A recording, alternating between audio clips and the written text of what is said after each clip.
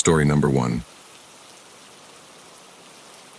It was past midnight when my car started to sputter, the dashboard lights flickering before the engine stalled completely. I cursed under my breath, coasting to the shoulder of the narrow 2-lane highway. The nearest town was miles away, and my phone had zero signal. The road stretched on in both directions, surrounded by nothing but endless fields and clusters of dark trees. I stepped out, the night air cool against my skin as I checked under the hood, though I knew I wouldn't find anything. A car breakdown was the last thing I needed after a long day, and a feeling of helplessness washed over me. Headlights appeared on the horizon, growing brighter as they approached. I waved my arms, relief flooding me as the car slowed and pulled to a stop a few feet ahead. The driver's window rolled down, revealing a man in his 40s with salt and pepper hair and a friendly smile. "Car trouble?" he asked. "Yeah," I said, forcing a smile. "It just died on me." He nodded, glancing around. "Not a good place to be stranded this late. Hop in. I'll take you to the nearest town."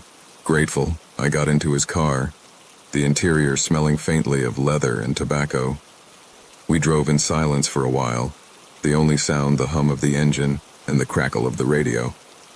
I started to relax, exhaustion taking over as the adrenaline faded. "You shouldn't be out here alone," the man said suddenly, breaking the quiet.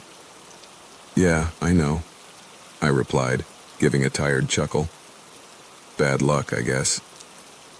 He didn't laugh. His eyes flicked to the rearview mirror and his smile tightened. Lots of people disappear on roads like this.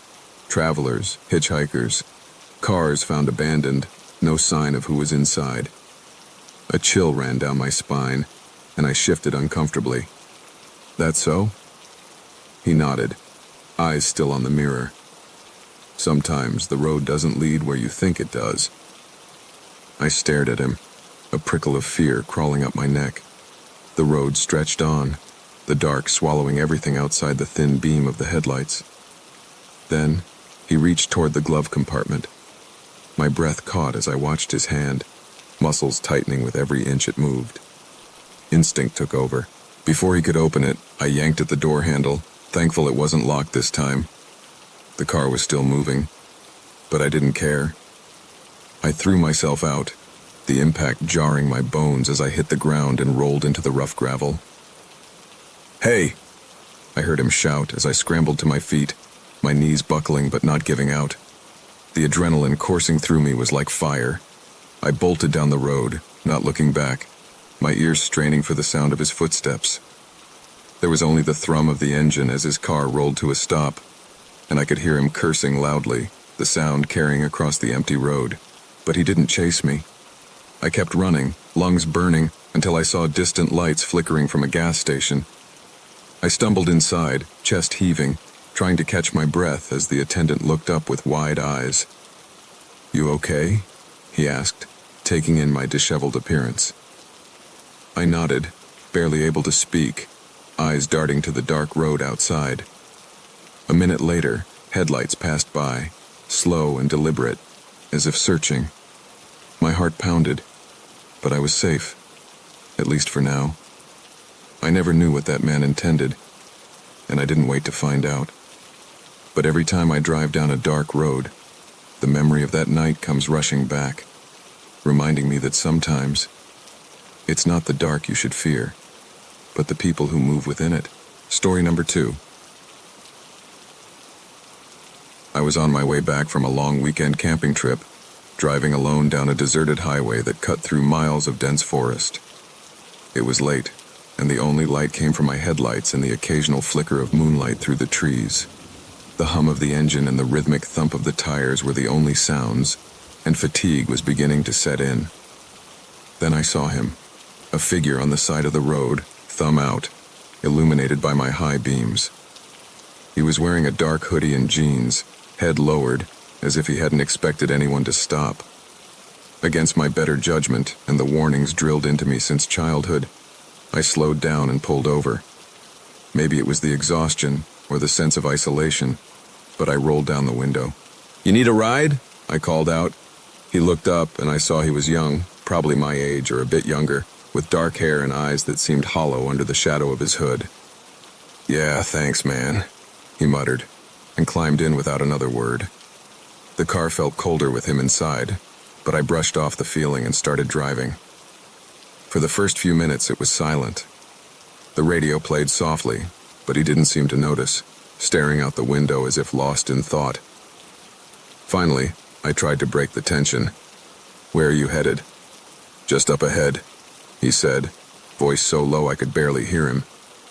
The road was empty, the night pressing in on us like a living thing. Something felt off. He wasn't giving me directions, just sitting there, shoulders hunched, fingers twitching. I glanced at him, and my heart skipped a beat. His hands were clenched into fists, the knuckles white. My pulse quickened, but I forced myself to stay calm. "So, been out here long?" I asked, my voice sounding thin, forced. He didn't answer. Instead, he turned slowly, eyes meeting mine with an intensity that sent a chill down my spine. "You should be careful who you pick up at night." A wave of dread washed over me. I laughed nervously, gripping the steering wheel tighter. "Yeah, I guess so."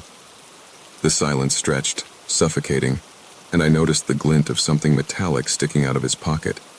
A knife, partially hidden but unmistakable. My throat tightened, and I kept my eyes on the road, heart pounding so hard I could hear it in my ears. Suddenly, he shifted in his seat, leaning forward. "Pull over," he said. Every instinct screamed at me to keep driving, but I forced myself to stay calm. "Why?" "Just pull over," he repeated, his voice a dangerous whisper. I swallowed, my mouth dry, and slowed the car. As I did, headlights appeared in the distance, cutting through the darkness like a beacon. The hitchhiker tensed, glancing back and forth between me and the approaching vehicle. Before I could react, he opened the door and jumped out, disappearing into the woods without a second glance. I slammed the door shut and sped off, glancing in the rearview mirror as the headlights passed me, not stopping. The road behind me was empty again, the hitchhiker gone as if he'd never been there. But the mark he left, the chill, the fear, stayed with me for a long, long time.